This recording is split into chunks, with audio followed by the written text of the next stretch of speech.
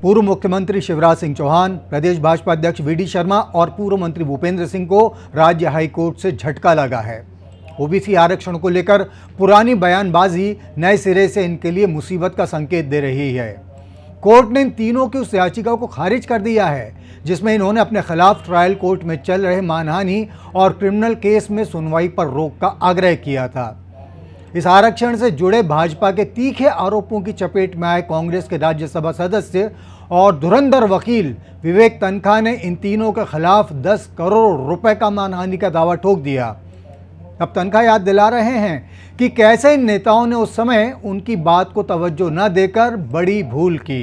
मुझे आज भी अच्छे से याद है, ओबीसी को लेके मेरा कोई प्रकरण नहीं था, ना मैंने कोई बहस की थी, ना सुप्रीम कोर्ट ने मेरे उस विषय पे मेरे को सुना था। एक सुप्रीम कोर्ट के आदेश को मेरे ऊपर थोप के एक झूठी रचना की गई और पूरे प्रदेश में मुझे बदनाम किया गया जैसे कि मैं ओबीसी विरोधी हूँ। ये बीजेपी का एक षड्यंत्र था और जिससे मैं बहुत परेशान हुआ। मेरी एफिचीज पूरे स्टेट पे चलाई गई। मैंने 10 करोड़ का एक सिविल कोर्ट में केस दायर किया, क्रिमिनल केस भी दायर किया, साक्ष्य लीड की, उसके बाद समनिंग ऑर्डर हुआ।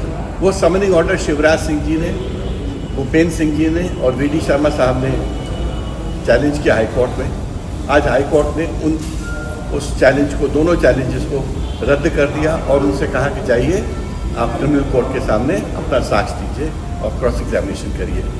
मैं तो यही कह सकता हूँ, सत्य की जीत हुई है और शिवराज सिंह जी, भूपेंद्र सिंह जी और वीडी शर्मा जी, मैं तो आपको बार बार कहता था कि ये आप जो कर रहे हैं एक सीनियर एडवोकेट के साथ गलत कर रहे हैं। कोर्ट प्रोसीडिंग को लेकर छेड़छाड़ आपको नहीं करनी चाहिए, मगर आप मानते कहाँ थे। अब तो मैं यही कह सकता हूँ, सत्य की जीत हुई है। Thank you. दरअसल कमलनाथ की सरकार के जाने के बाद राज्य में ओबीसी आरक्षण को लेकर भाजपा सरकार और संगठन ने कांग्रेस पर आक्रामक अंदाज में हमला बोला था।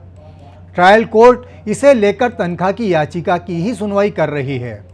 वो कहते हैं ना कि नमाज माफ़ कराने गए थे, उल्टे रोज़े गले पड़ गए, तो ऐसा ही यहाँ भी हुआ। क्योंकि नेता हाई कोर्ट में गए तो थे मामले की सुनवाई रुकवाने को, लेकिन कोर्ट ने इस बात को मानने से इनकार करते हुए ये भी कह दिया कि तीनों को ट्रायल कोर्ट की सुनवाई में खुद ही पेश होना पड़ेगा। ओबीसी आरक्षण को लेकर मध्य प्रदेश की सियासी लड़ाई का असर सुप्रीम कोर्ट और महाराष्ट्र तक में दिखा था। भूपेंद्र सिंह उस समय नगरीय प्रशासन मंत्री थे और शिवराज के बेहद विश्वसनीय मंत्रियों में गिने जाते थे। भूपेंद्र सिंह ने इस आरक्षण को लेकर कांग्रेस पर जमकर हमले किए थे। एक मौके पर तो उन्होंने ये तक कह दिया था कि कांग्रेस वाले भले ही उन्हें फांसी पर लटका दें, लेकिन वे ओबीसी तबके के साथ अन्याय होने नहीं देंगे। अब इस विवाद की फांस बेहद खास अंदाज में इन नेताओं के गले में अटकती दिख रही है। तब यह भी देखना होगा कि सियासत के आंगन से लेके अदालत की दहलीज तक की इस लड़ाई में आगे क्या होता है। अनादि टीवी मध्य प्रदेश देखने के लिए आपका आभार। नमस्कार।